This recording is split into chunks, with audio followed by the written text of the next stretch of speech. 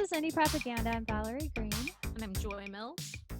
And today we are joined by Craig Helmrich of Fourth Sunday Music Company.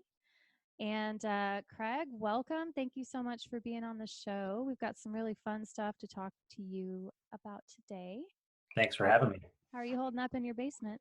Good. It's great. It's a little cold down here, but throw a sport coat on and pretend like you're doing something and pretend like you're in the office. I think it's important to still get up and get dressed and all of that. So anybody out there, it makes you feel like you're still in business. What really happened is I ran out of hoodies. So this was the only option left. Looks nice. You don't look too quarantined yet. So tell us a little bit. We wanted to have you on really quickly because you just started a new program for local musicians and different types of musical artists with your Fourth Sunday Music Company, and you're putting on some virtual house shows. So we would love to get the word out and get a little bit more from you on what exactly it is you are hosting. Sure. So Fourth Sunday's been kind of doing recording scholarships for the last 2 years, but we can't really have somebody run into a recording studio with their band right now and make something. So we've kind of had to pivot a little bit. And with all the artists that are out of work and all the service workers too, we kind of thought, what can we do? Actually, it was Ian Daniel who came up with the idea. There was a benefit show scheduled at the Hi-Fi for tornado relief for Nashville. Yeah. And Nashville's kind of a place close to my heart. We spent a lot of time there. So I was going to play the benefit show, and then it got canceled because of the virus. And Ian was on that show as well. And he said, hey, why don't we try to do something where we create a playlist of people who were going to be on that show and try to raise money for the tornado relief and try to do something good.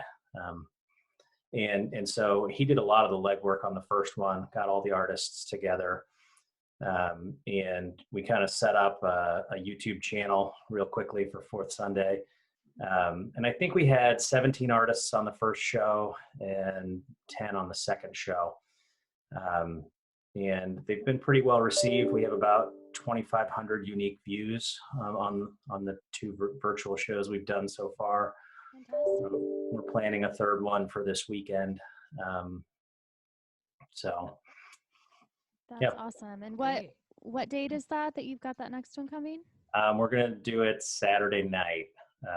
Let's say, no, we'll change. We'll do it Sunday at noon like we did the second one. So there we go. Sunday at noon. I think that's perfect. Awesome. Okay. Well, yeah, we'll make sure that we've got this up on our channel too before that, so we can promote that next show. What kind of artists have you had on? So the first show we had Chris Wilson, Jeff Kelly, Megan Christine Martin, Gideon Wainwright, Cam Melton, Charlie Ballantyne. The second show, the first show was admittedly a little bit light on the non-dudes category. It's something that we're always very conscious of at Fourth Sunday. I saw you put up a post asking for ladies. So for our third show, yeah, we're 5-2 again on the third show so far. And we'd really like 3 additional ladies so that it's 5-5. There's an interesting thing. And as a 44-year-old dude, sometimes you're not in the best position to see things and they come to you kind of late. But we have men who are terrible that ask us for recording scholarships all the time and are not bashful about saying they should be on every show that we put together. And we have women who are amazing, who we have to constantly kind of say, no, this is for real. We'd like you to do this. We want you to come out. And so I don't know the right way to say it, but there's a lack of bashfulness among the men that isn't present among the women. And we'd love to change that so that the women felt like they were going to get a fair shake when they sent something to us, and they were going to get opportunities that maybe they aren't seeing in other places. And we had to learn kind of the hard way too. I mean, we're very open about our program, we published 5 acts that had been granted scholarships very, very early in our existence 2 years ago, and all 5 in a row were men. And I'd never thought about the optics of it before. We had 4 that were coming after it that were female. And so in my mind, I was sitting there going, this will all shake out in the wash, but you put 5 out there and all the world sees are what you put out there. And that was a good learning lesson for us, that you have to be conscious about what you put out there and what you're conveying. And we have 32 artists that have gone through, and 18 are female. So, ultimately in our first 2 years, we're very proud of kind of the inclusiveness in all different ways too. We have different genres. We have, different things. So it's, Yeah, but you guys have a huge variety, and I have noticed definitely for sure that you've got some really, really fantastic female musicians on.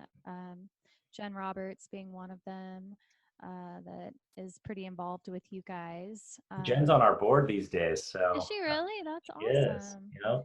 Jen Roberts of this area, and she also does her own solo stuff. And I see she kind of collaborates with people, and she's everywhere. Also puts on the Woo Girl Festival, which hopefully that will still happen this year. But shout out to Jen. She's amazing. So, oh, go ahead. In our second show, I kind of got distracted as I was getting excited about it. The second one I'm really, really proud of. There are a couple artists that I don't think people know really well. And Annie Brown, for instance, I think Annie's going to be a senior at Butler next year, and hasn't played out a ton. She's the second track on our second show, and it's phenomenal. The third track on that show is Molly June. Molly did, I don't know, like 15 minutes for her song or two. I think she ended up doing 4 songs, and she closes with a rap song. Nice. And every one of them is phenomenal. And the stage banter between the songs, I mean, it's just a great little set. That show has Addie Costin and Sarah Grain and Danielle Marr and Shiza. And so there are just a bunch of great artists that played that second one for us. So Awesome. And those can all be found on YouTube right now. They are. There's an easy link so that people can get right to it. If they just go to fourthsunday.com, right at the top, there's a virtual house shows button they can click, and it'll bounce them over to the YouTube channel. fourthsundaymusic.com. That's right. Did I just say my own website wrong? That's terrific. Nice job, Craig. fourthsundaymusic.com. There you go. Or .org. Either one works. Right on. So basically, are you just compiling them like artists are videoing themselves and then just sending it to you, or how is that working? Yeah, that's what we've been doing, so that once they go live, people, I think the one of the downsides to the streaming that I've seen other people try, is that if you don't catch it live, you kind of miss it. And some of the platforms aren't really great about retaining a decent quality video or audio. So we've just been having people send us videos. Some of them are pretty highly produced. Some of them are just a straight iPhone video. And then they upload it to either their channel or they text it over to me and I upload it to ours. And then we just create a playlist. And we keep the playlist link only until it goes live, so we can preview it, make sure it works, and make sure all the artists are happy with it. And then once it's live, it stays up. So anybody can watch it anytime after the release date. Awesome. And so typically you guys have held these live shows at Square Cat, which is one of our favorite places too. And really kind of feeling for the Square Cat staff right now. But with obviously the shelter in place orders, that's not possible anymore. And you guys kind of had the idea. A lot of your musicians are also work in other parts of the industry, like Jen works at Square Cat also. Right. So you guys had an idea to add like a charitable component to these shows? Yeah, and I'm super proud of how this happened too. We had a certain amount of money left in the bank, and we didn't really know what we were going to do with it. And so we just started thinking about, who's out of work right now, who have we partnered with, who has been a big part of our first 2 years, and Square Cat and White Rabbit and Hi-Fi and Luna and Indie CD and Vinyl and Irvington Vinyl and books have all been places that have worked with us and helped us and really helped us develop our concept. So we kind of took everything we had left in the bank and split it up to those places, got Venmo addresses for usually one point of contact that would split it out to all the people that work there. And out of that, we just put one post up one day about doing that. And Jeb Banner from Boardable saw it and created this database where people could input it, put their Venmo information where they work so that people could tip the service workers at the various venues. And now there's 3,000 people on that list. Yeah, I've seen and, so it's super cool that just a little thing that we were doing on the side kind of grew into something that Jeb, made really great. And so on these shows, the first one we did have links up for some tornado relief stuff, but we also put links up so that people donated to Fourth Sunday, that it would be split between the artists that played the shows, and then behind the scenes, a lot of the artists said they didn't want their share; they prefer it to go to service workers, and so we did.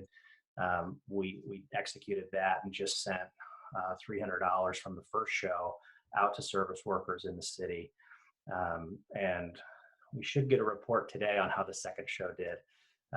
But we look to be able to do the same thing, either split that money 10 ways, or if people aren't interested in their share, split it to people that are out of work in the service industry in town. That's great. That's fantastic. Yeah, that Venmo list is huge. I didn't realize that you guys had a big part in that. So that's circulating. We'll link to that also, because there are people at music venues. It's not just restaurant workers. It's kind of everybody, covers everyone. So you might find people on that list that you used to see at your favorite places, and show them some love if you're able to. That list is super cool and super depressing all at the same time. When you see how many establishments that we've all frequented, have their entire staffs not working right now, and it's tough times.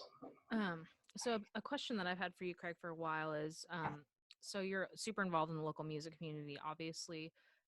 Where does your passion for the local music industry come from? Because it seems like you genuinely care about, the artists and everyone involved. So I'm just curious, kind of what the background is there. Yeah, I guess it's the wannabe musicians that care about the other musicians. I've always played. I was in a terrible band in high school. We played Brown Eyed Girl and Two Princes by the Spin Doctors. And great song. Great tune. A couple other amazing songs. Our band was called One to Reckon With because we were one to reckon with. Wow. Might have won the Bennett Academy Battle of the Bands in 1993. So I've always played a little bit. I made a silly record in my dorm room in college. And then I kind of put it away and just played in my basement as my law career kind of took the rest of my time, family and law career, I guess. And about the time I turned 40 4 years ago, I wrote one song and I sent it to some of my friends that are professional touring musicians and some that own a studio, and said, "Hey, I know this guy is making a record. I think I could get you guys on it if you have any interest." And two of my buddies that I sent it to instantly wrote back, "Fuck yeah, let's do this." So I told my wife, "I think I'm making a record for my 40th birthday. I think I know what my midlife crisis is." And so we flew out to California and made a record. And it's funny how stuff works. Like everything, kind of like the Venmo list, like stuff that just happens organically is the best stuff. And the first record got radio airplay in a lot of weird places, and it got a placement for a lingerie ad. And so I was getting checks from the first record, and the record is not it's okay, but I'm not listening to it thinking that it should have made money. And the reason why it's pretty good too, right, is like my friends, I should give them a quick shout out. Like Mark Ford was the lead guitar player in Black Crowes for years and years and years. So he's the lead guitar on the record. His son, Elijah Ford, who I call my steady right hand, was the band leader. And he would take my, I would call it a C chord no matter where I capoed the guitar. And so he would translate my, idiot speak into musicianship and tell the rest of the band what key we were in and what we were doing. And my buddy John Vanderslice produced the record. And so without them, it would have sounded really, really, really, really bad. But it's passable because they were involved. Nice. And the way we got to the local music scene is when I came back with that record, I played a show at Hi-Fi, and it was just supposed to be kind of a come see this train wreck, like I'll try to do my own record live. And MP Cavalier heard about the show and was like, who's this idiot who sold out the Hi-Fi that I've never heard of? And so he had me on his radio show. And then from that, I met Jen and Kelsey from Von Strance, and they backed me up on several shows around town. And that, led to meeting everybody in So Far and everybody who was on those bills. And, after we played a couple times together, I went to Jen and Kelsey doing a show, what do they call it? The Jen and the Disco Panthers show at Hi-Fi. Nice. And it was kind of like a concept thing that they were trying out just for a one night thing. And I ended up texting my buddy John, like in the middle of the show, and saying, like, here's a video of this show. Like, shouldn't we not make any more of my records? And like, let's make a record of this. And I got the same response that I always get from John, which was, fuck yeah, let's do that. And so they came off stage and I was like, let's fly to California and make a record for you guys. And we did, and it cost a small fortune. It's those little things you don't think about, right? Like a cello needs an airplane ticket. What? Yeah, you can't put it in baggage. It's too fragile. It doesn't fit in the overhead compartment. And so your only choice with a cello is to buy it a ticket and buckle it in. And so like it really makes the cost of making a record kind of ridiculous if you're flying cellos and people. And She must be really partial to her particular cello. well, and cellists, we tried to borrow them from everybody we knew in Oakland and San Francisco. And cellists don't like to let other people touch their instruments. So a lot of learning experiences there. But the long story short, the amount of money that we spent on that record, when we came back, I was at one of, I think it was Meg Christine Martin's shows, and I was just trying to buy a CD, to be supportive after the show. She's phenomenal, and I wanted to take something home. And she said that she didn't have anything to sell because she'd never recorded anything.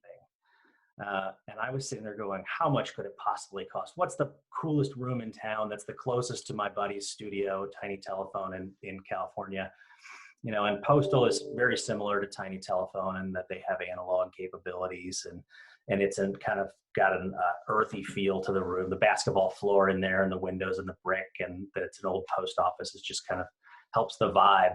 Mm-hmm. And when the guys at Postal told me it was $500 for a day, including the engineer, I came home and I was like, hey, hon, for $6,000 a year, we could record somebody else every single month. And that's less than half of what we spent on that Von Strance record that we did in California. So like, shouldn't we like make 12 things a year instead of just one? And like a lot of the dumb things that I come up with, I think her response was something like, that's not the stupidest thing you've ever said. It's permission. And so that's how it started. And you know how the scene is here too, right? Like I played one show and Jeff Kelly was on the bill, and Jeff Kelly treated me like his long lost brother from the first moment that he met me. Grandpa Jeff, did you get stories? Yeah. And McDonald's were at that show, and I didn't even know that they were, that Brittany and Scott were artists. And like, they treated me like they were the biggest fans I've ever had, and like our scene just adopts people and holds them close and doesn't let them go. And it's really easy to be a champion of that scene when, it just makes people part of it, makes everybody feel included. Long way of saying why, I don't know. Hopefully that got somewhere. Yeah, that's wonderful. No, that's a cool history. I didn't know all of that. So I think it's really cool that you have decided to take those resources and kind of spread them out a little bit further. And you have given a really great opportunity to a ton of artists who would never, their music, like you said, would probably never have seen the light of day on a record. So I mean, that's important work for sure. And I think they're probably eternally grateful, because not only are you getting their music out, but it gives them something to sell and try to make money and sustain themselves as an artist as well. So that's great. And even when it doesn't work, I think it helps. You know, we had one act come in with a drummer that couldn't keep time. And they were able to learn on our dime that you should bring a drummer that's like studio ready. And they won't make that mistake again. And we're okay with that. We tell all the artists right up front, like, this is for you. You know, if it's not usable, if you don't love it, like, bury it. Like, it doesn't matter. And make sure that it advances your goals.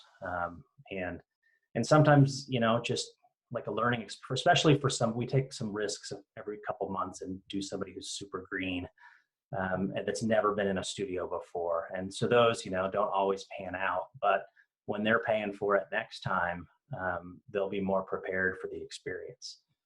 So. Absolutely. Studio experience can be kind of intimidating to somebody that's never done it before. So yeah, that's another pretty great value to someone that's new to it, for sure. And then if they don't have to worry about monetizing it too, I think people are a little more free to just make art. You know, Charlie Valentine and Rob Funkhauser did one that's just experimental and goes in a million different directions. And I can't wait till they release it. You know, they're like 10 or 15 or 20-minute songs. I mean, they're just bonkers. And there's no way that you could use it to get radio airplay or, you know, monetize it in any traditional way. But I'm so glad that it exists. And, you know, so there are things like that, you know, I think could only happen inside an environment where arts were being supported like they should be. That's awesome. That's quite a duo, Rob Funkhauser and Charlie Valentine, two pretty incredible musicians that Indianapolis is lucky to have, for sure. Love those guys. Sure. Yeah. So what else do you have going on, Craig, besides virtual house shows and working? Have you been working on some of your music, or what have you been up to in quarantine? I keep threatening to work on music. I'm not so sure that I have anything musically left to say. I'm so super proud of this. We did a second record after the first one, and I'm madly in love with the second one. I love telling people, you know, it's a concept album that came out of one of my cases, because I was working on the Hanjin bankruptcy, which is a huge ocean liner. And John Vanderslice and I were discussing Jess and Kelsey's record and the logistics of what we were going to do on what day. And he was like, this is boring. Can we talk about something that you're doing at work? And I was like, oh man, there's 52 ocean liners all over the globe they dropped anchor because the company went bankrupt, and it cost $2 million to unload an ocean liner. And nobody has the money to do it. And there's not enough computers or cell phones or whatever on any one boat for you know, HP or for some cell phone company to pay the $2 million to unload it. And so I was working on trying to figure out how to get cargo off of these 52 boats and how to get them into port. And as I called it, you know, I was trying to save Christmas, because it was all happening in like the end of August, beginning of September of that year. And so it was all the merchandise that would be in stores in November. You know, I was explaining to John, like, can you imagine like spending your whole life trying to get up to the status of captain and running one of these enormous boats, and like you're gone from your family for a month at a time, maybe 2 months at a time, depending on the route of the boat. And you have all the dangers of the sea and all of that. And then you get to your destination and you can see it. And they make you drop anchor 2 miles away and stay there for like 18 days, you know, without food or water. They airlifted off the crews, and they just left the captains in isolation by themselves with the boats. And I couldn't imagine so I just said as a joke to John, so my whole next record is going to be a concept album from the perspective of a cargo boat captain. And he's like, that's fucking brilliant. You have to do it. And I was like, that is kind of brilliant. Yeah, that'd be awesome. So that was the second one, and that was a lot of fun to do. And then, but you know, when you do that, like when you know that this is your artistic peak, then you also kind of know like, oh, there's I should probably just do stuff for other people from now on. Like, Mhm. you can only use an A minor and a capo in so many different places before it becomes a little redundant. So, Wesley Willis. Yeah. Take a cue from him. yeah. Well, that's awesome, Craig. Well, we are definitely going to make sure that we share these house shows happening. The next one's coming up Sunday, so we'll make sure that people are seeing this before that, so they can log on. How many others do you have planned? Are you just going to kind of keep planning them on the Yeah, fly? we said or- we'll keep doing it as long as people keep watching them and as long as artists keep wanting to play them. So we're certainly going to do the third one. I should mention too, the goal for this year has always been, at the end of having the first 32 people come through the studio, was to do a vinyl compilation of the best of what's been recorded. I'm not sure where the global economy puts us right now, like if it's going to happen this year, if enough of our artists want to participate. So there's still some things to work through, whether pressing plants even exist. I know there's one less lacquer provider, which is a total bummer. Yeah, I saw that recently. That fire recently. But hopefully we'll have some kind of a vinyl compilation later this year of kind of the best of Fourth Sunday. And hopefully people keep watching the house shows and enjoying them, and hopefully the artists continue to enjoy playing them as kind of a way to get their stuff out there in a time where it's maybe more difficult to do that. Mm-hmm. Yep, we're all going to need an outlet sooner than later. So we've got a lot of friends on the shows, so we are happy to share that stuff out and give people some good content so they're not missing each other too bad. Yeah, definitely. Well, thank you for all you're doing for artists too and everything in the community. We see your posts all the time, and it's just awesome to have someone like that who's constantly supporting and uplifting others. It's definitely, we appreciate it so much. Oh, thanks. I can't wait till we figure out the code of how to get people to come to shows and how to get people to pay attention to our local. Our scene is so vibrant. There's so many different amazing, talented people in it. I wish the greater, the larger community in Indianapolis and the surrounding suburbs had any idea of how cool of a scene we have. And, that's the trick that we're trying to unlock.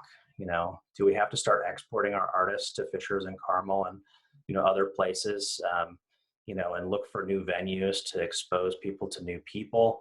What's the trick? The other cities have certainly figured out how to do it, how to get people to travel out of their own neighborhood to come see something in another neighborhood. And Fountain Square does that a little bit, and maybe Broad Ripple used to do that more than it does today. But that's kind of the long-term goal, right? The whole thing becomes self-sustainable if even 10% more people start to realize what's here, and to take advantage of seeing and hearing it. Mm-hmm. I'm hoping that the Red Line and the Blue Line and all the public transportation that's planned is going to help with that. A lot of people have qualms about driving from Carmel to Fountain Square and having a drink at a show. So I think making public transportation safer for everyone would be definitely a key. How to get the north downtown, get south side people up, and so yeah, Indianapolis has been really behind on that front for a long time, but they're fixing that or making some progress. So yeah, I think that'll be one component that they're kind of addressing now, which is exciting to see. Yeah, and then you start to have little neighborhood districts like the Yard and Fishers where you have 10 or 15 brand new restaurants all congregated in one, geographical spot. Mm-hmm. And it doesn't seem to me to be that hard for somebody in that, complex to decide that they're going to introduce a little bit of original live music. Awesome, Craig. Well, thank you so much. We will be in touch with you and we'll catch up with you, make sure we're staying up to date on what you got going on because you're always busy. You jumped on that quick, so it was cool to see you mobilize all that really fast. Thanks for having me. It's good to be here. We'll talk to you soon. Bye. Bye.